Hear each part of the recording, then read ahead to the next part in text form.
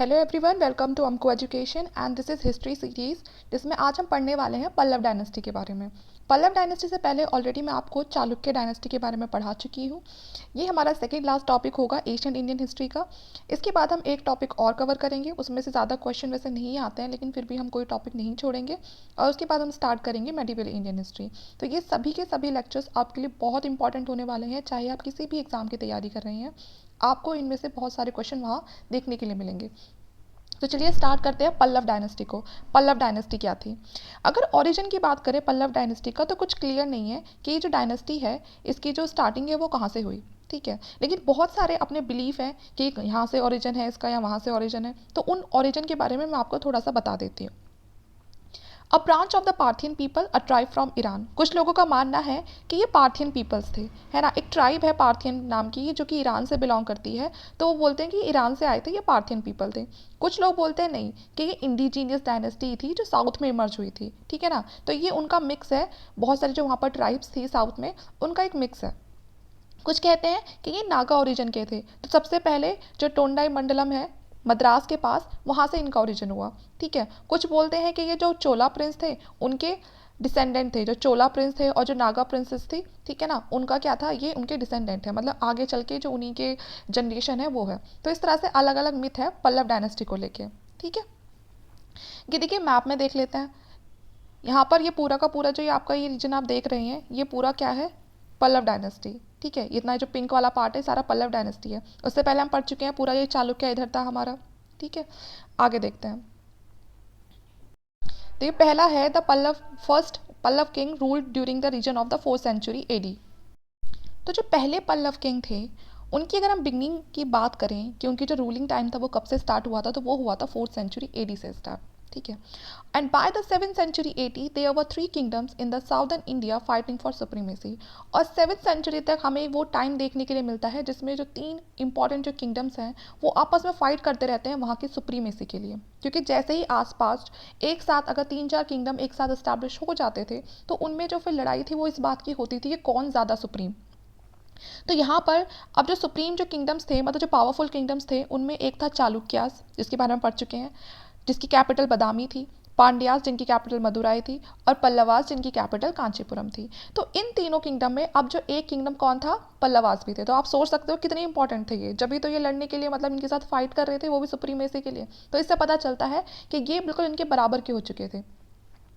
जो पल्लवास की जो कैपिटल है वो है कांचीपुरम। इनकी जो टेरिटरीज है, उसकी जो पावर थी वो एक्सटेंड करती जा रही थी आंध्र प्रदेश से लेके जो रिवर कावेरी है वहाँ तक। ठीक है, जैसे कि आपने मैप में देखा ही था, और आप मैप में जैसे देख ही रहे हैं, ये पूरा जो एरिया है ये किसका हो चुका था, ये पल्लवास का हो चुका था। ये इनकी कैपिटल थी कांची, और यहाँ से जो कावेरी रिवर है वो निकलती थी। तो ऊपर ये आंध्र प्रदेश से लेके ये पूरा जो कावेरी तक का ये इनका पूरा एरिया ये इनके अंडर आ चुका था पल्लवास के। ठीक है, उसके बाद ये देखिए वतापी जो बदामी थी, वो भी किसने बाद में ऑक्यूपाई कर ली थी, वो भी पल्लवास के जो किंग थे उन्होंने ही ऑक्यूपाई कर लिया था वतापी को, जो कि किसकी कैपिटल थी, चालुक्यास के। लेकिन मैंने आपको बताया था चालुक्यास काफ़ी बाद तक आते आते उनके जो रूलर्स थे वो उतने ज़्यादा स्ट्रॉन्ग नहीं थे, तो वो बाद में डिक्लाइन होनी शुरू हो जाती है। तो ये वो टाइम पीरियड था जब पल्लवास किंग ने जो वतापी जो बदामी थी कैपिटल थी चालुक्यास की, उसको भी ऑक्यूपाई कर लिया था।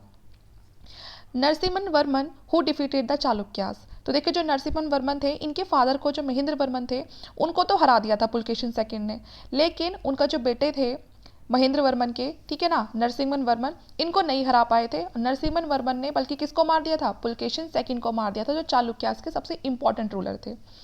कलबराज भी यहाँ पर प्रोटेस्ट करते हैं। मैंने आपको लास्ट टाइम जो मैप दिखाया था, जब हमने चालुक्यास को कवर किया था, तो मैंने आपको नीचे दिखाया था कि जो नीचे बिल्कुल जो साउथ वाला पार्ट था, केरला और कर्नाटका का दोनों का जो एक मिला के जो छोटा सा पार्ट निकल रहा था, वहाँ पर कलभराज थे। तो उन्होंने प्रोटेस्ट शुरू कर दिया था against the numerous land grant. जो लैंड ग्रांट्स दिए जाते थे ब्राह्मण्स को, ठीक है ना, उनकी वजह से ये जो लैंड ग्रांट्स थे ब्राह्मण को जो दिए जाते थे, ये जो ब्राह्मणिक रूलर थे इन तीनों डायनेस्टी के, वो ना इनको जो ब्राह्मण्स थे उनको ना लैंड दिया करते थे, जैसे एक तरह से हम बोल सकते हैं ना गिफ्ट के तौर पे, या उनके लिए कोई युद्ध करा उसके लिए। तो जो कलभराज थे ये इस चीज़ के अगेंस्ट जाके प्रोटेस्ट कर रहे थे। तो इनकी जो अपराइजिंग होती है कलभरा की, उनको भी ये क्रश कर देते हैं पांड्या, चालुक्य और पल्लव। तो कहीं कहीं आपको ऐसी जगह भी दिखाई देंगी कि कहाँ तो ये आपस में लड़ते रहते थे, लेकिन बहुत सारी जगह ऐसी भी आपको दिखाई देंगी कि जहाँ पर इन तीनों ने मिलकर किसी और को हराया। ठीक है। तो यहाँ पर जो कल्पराज की जो अपराइजिंग थी, यहाँ पर इन तीनों ने मिलके, पांड्यास, चालुक्यास और पल्लवास जॉइंटली मिलके इनको कल्पराज को वहाँ से हटा दिया, उनकी जो अपराइजिंग है उसको रोक दिया। अब बात करते हैं रूलर्स की, जो पल्लवास के जो इंपॉर्टेंट रूलर्स थे उनकी बात करते हैं। देखिए पहला है शिव स्कंद वर्मन, ठीक है ना, तो ये सॉरी शिवा स्कंद वर्मन, ठीक है। तो काफ़ी ज़्यादा ग्रेटेस्ट थे ये, जितने भी रूलर्स आए उनमें काफ़ी ज़्यादा इंपॉर्टेंट थे ये। इनका जो टाइमिंग है, बिगनिंग है रूलिंग की, वो 4th सेंचुरी एडी के आसपास की है। इन्होंने अश्वमेध युद्ध भी कराया और दूसरे अदर जो वैदिक सेक्रीफाइस थे उन्हें भी किया। आपको पता है अश्वमेध युद्ध कितना इंपॉर्टेंट था, हम वैदिक काल से पढ़ते आ रहे हैं कि इसे वही किंग करा सकता था जो वाकई में ब्रेव है, पावरफुल है। तो आप समझ सकते हैं अगर इन्होंने अश्वमेध युद्ध कराया है तो ये कितने पावरफुल रहे होंगे। उसके बाद पढ़ते हैं हम सिम्हा विष्णु, ठीक है ना, इनके बाद आते हैं शिमा वर्मन भी बोल देते हैं इनको और शिमा विष्णु भी बोल देते हैं। ये एक बुद्धिस्ट थे, ठीक है।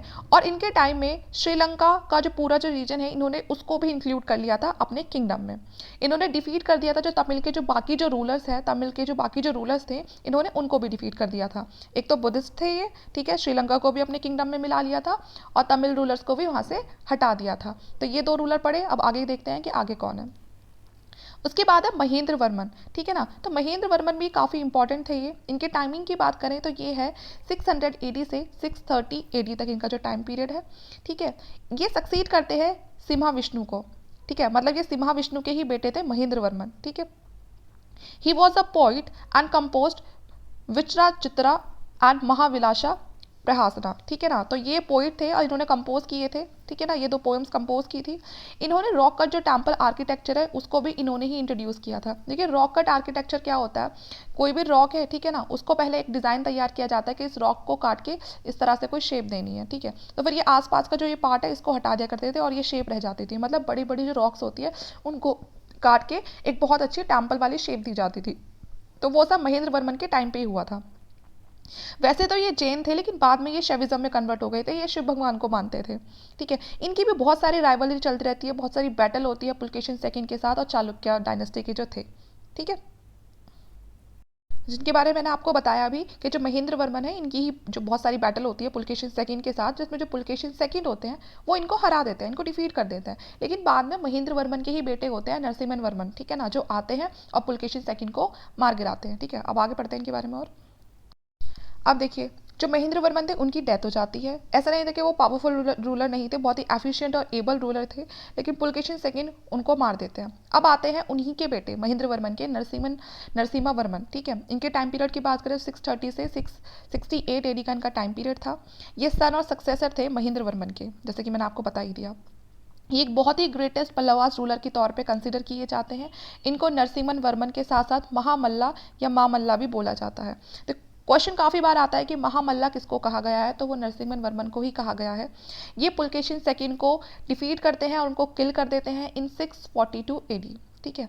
और उसके बाद वतापी का जो पूरा कंट्रोल होता है, जो चालुक्यास की डायनेस्टी का जो कैपिटल होता है, उसको भी ये ऑक्यूपाई कर लेते हैं और उसके बाद ये क्या बनाते हैं, एक टाइटल लेते हैं, ये एक टाइटल एज्यूम करते हैं वतापी कोंडा। तो ये भी इंपॉर्टेंट है, पूछ लेते हैं कि कौन से पल्लवा किंग का टाइटल वतापी कोंडा था या उनको वतापी कोंडा के नाम से जाना जाता है, ठीक है। तो वो कौन थे, वो थे नरसिम्हन वर्मन, ठीक है। Also vanquished the Cholas, Cheras and the Pandyas, sorry. उसके बाद ये फिर इन तीनों की जो पावर्स होती है उनको भी काफ़ी हद तक खत्म कर देते हैं, उनको भी खत्म कर देता है चोला, चेरा और पांड्या को, क्योंकि उस टाइम पर साउथ में ये लोग बचे थे। उसके बाद ये अपना नेवल एक्सपेडिशन भी करते हैं श्रीलंका की तरफ, ठीक है। और वहाँ के जो प्रिंस होते हैं उनको हरा तो देते हैं, लेकिन फिर उनको ना वहीं छोड़ देते हैं कि ठीक है यहाँ का रूल तुम ही देखो।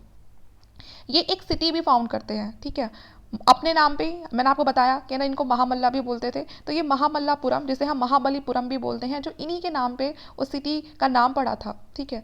इनके टाइम पे जो हुएनसांग थे वो भी पल्लवास के किंगडम को विजिट करते हैं। हुएनसांग हमने पढ़ा था, जब हर्ष का टाइम चल रहा था हुएनसांग वहाँ पर 8 साल रह के गए थे हर्षवर्धन के कोर्ट में। तो वो पल्लवा का जो किंगडम है उसको भी पूरा अच्छे से विजिट करते हैं 640 एडी के आसपास। और वहाँ के जो लोग थे बताते हैं कि किस तरह से उस किंगडम में जब नरसिम्हन वर्मन का रूल चल रहा था तो लोग काफ़ी ज़्यादा खुश रहते थे, बहुत हैप्पी थे। तो मतलब इन्होंने अपने स्टेट को बहुत ही अच्छे से चला रखा था।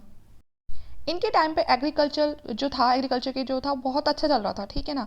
और जो ग्रेट न्यानार, जो न्यानार संत थे, न्यानार का मतलब ये होता है कि जो लोग शिव भगवान को मानते हैं उनको न्यानार संत बोलते थे, जैसे कि अपार हो गया, ठीक है ना, त्रिज्ञान त्रिज्ञान समंदर हो गया, ठीक है, और शिरुथोंदर हो गया, तो ये सब ना इन्हीं के टाइम पे रहते थे, ठीक है। अगर मैं इनको सही से प्रोनाउंस नहीं कर पा रही उसके लिए माफ़ी चाहती हूँ, क्योंकि तमिल वर्ड्स हैं, ठीक है, तो सही से प्रोनाउंस नहीं कर पाती हूँ मैंने। तो आप यहाँ पर जो लिखा हुआ है आप थोड़ा उस पर ज़्यादा ध्यान देना, ठीक है। तो ये नैनार सन थे, अपार, ठीक है। तो ये बाकी जो तीनों सन थे ये इन्हीं के कोर्ट में थे, और ये नैनार थे। नैनार मैंने आपको बता दिया जो शिव भगवान की पूजा करते हैं, ठीक है। He was succeed by his son Mahendra Varman second. इनको सक्सीड करते हैं महेंद्र वर्मन सेकेंड। देखिए इनके फादर का नाम था महेंद्र वर्मन फर्स्ट और इनके बेटे का नाम है महेंद्र वर्मन सेकेंड, तो आप कंफ्यूज मत होना। और इनका जो रूलिंग टाइम पीरियड होता है वो होता है 668 से 670 एडी तक का, ठीक है। तो ये पूरा का पूरा नरसिंहमन जो वर्मन थे उनके बारे में था। तो क्वेश्चन यहाँ से जो सबसे इंपॉर्टेंट जो क्वेश्चन है वो तो एक तो ये हो जाता है कि पुलकेशिन सेकेंड को किसने मारा था, किसने डिफीट किया था, तो वो नरसिंहमन वर्मन ने किया था। उसके बाद इनका दूसरा नाम क्या था, इनको और किस नाम से बोला जाता है, तो महामल्ला के नाम से भी इनको जाना जाता है। इन्होंने कौन सा टाइटल एज्यूम किया था वतापी को ऑक्यूपाई करने के बाद, तो वतापी कोंडा किया था, ठीक है। इन्होंने कौन सी सिटी को फाउंड किया था, तो महामल्लापुरम को, ठीक है। और इसके बाद फिर इनके बेटे आ जाते हैं जो इनको आगे चल के सक्सीड करते हैं, ठीक है, महेंद्र वर्मन सेकेंड। उसके बाद हम कुछ बाद के जो रूलर्स हैं उनके बारे में देख लेते हैं, जो लेटर रूलर्स आए हैं। Mahendra Varman second and his son परमेश्वर वर्मन बिकम द किंग, ठीक है ना। तो उसके बाद अब महेंद्र वर्मन के बाद जो होते हैं नरसिम्हा वर्मन के बाद उनके बेटे महेंद्र वर्मन आ जाते हैं, उनके बाद फिर उनका बेटा आ जाता है परमेश्वर वर्मन, ठीक है ना, ये राजा बनता है। During his rule Kanchipuram was occupied by the Chalukyas. तो देखिए अभी नरसिम्हा वर्मन ने पूरा चालुक्यास को हरा दिया था, लेकिन मैंने कहा ना कि जो बाद के रूलर्स है वो इतने ज़्यादा स्ट्रॉन्ग तब जब नहीं होते, तो जो भी जो डायनेस्टी होती है उसका डिक्लाइन होना शुरू हो जाता है। तो यहाँ पर भी वही हुआ। महेंद्र वर्मन जो सेकंड के जो बेटे थे परमेश्वर वर्मन या फिर जो इनके बाद के जो और किंग आए वो इतने ज़्यादा पावरफुल नहीं थे, तो जो बाकी जो आसपास की जो डायनेस्टीज़ हैं उनको चांस मिल गया इनकी डायनेस्टी को हराने का, ठीक है। और उन्होंने क्या करा, कांचीपुरम को ऑक्यूपाई कर लिया। तो चालुक्यास की जो पावर थी वो वापस से रीइमर्ज हो गई, वो वापस से स्ट्रांग हो गए और कांचीपुरम को उन्होंने ऑक्यूपाई कर लिया।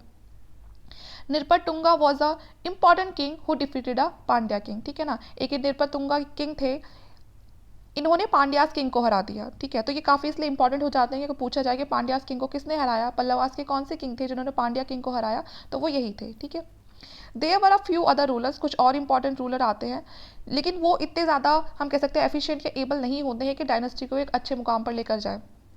The last ruler of the Pallava dynasty was Aparajita Varman, ठीक है ना। तो अपाराजित जो वर्मन थे ये लास्ट रूलर होते हैं जो कि उनको भी किल कर दिया जाता है जब उनकी बैटल होती है चोलास के साथ, ठीक है। तो अगर कोई पूछे कि लास्ट कौन थे, तो जो अपराजित वर्मन थे ये लास्ट रूलर थे और इनको हरा देते हैं चोलास। तो चोलास इनको हरा देते हैं, उसके बाद चोलास इनकी जो किंगडम होते हैं उसको ऑक्यूपाई कर लेते हैं, जो बचा कुचा पार्ट होता है, और यहाँ पर जो पल्लवास डायनेस्टी है वो खत्म हो जाती है, उसका डिक्लाइन हो जाता है। तो यहाँ पर ये पूरा जो हमारा लेक्चर है इसमें इतना ही है पल्लव्स के बारे में। अगर कुछ आता है तो आपको इसी में से क्वेश्चन मिलेंगे। और जो सबसे जो इंपॉर्टेंट पार्ट था इसके अंदर वो था नरसिंहन वर्मन का। तो हाँ, यहाँ पर ये जो हमारा लेक्चर है ये ख़त्म होता है। अगर आपको वीडियो अच्छी लगी हो तो प्लीज़ लाइक करना, चैनल को सब्सक्राइब करना और अपने दोस्तों के साथ इस वीडियो को जितना हो सके उतना शेयर करना। आगे मैंने आपको बता ही दिया है, एक लेक्चर और बचता है हमारा, उसके बाद हमारी जो एशियन इंडियन हिस्ट्री है वो कंप्लीट हो जाएगी। फिर हम मिलेंगे आपको मेडिवल इंडियन हिस्ट्री के साथ। Thank you.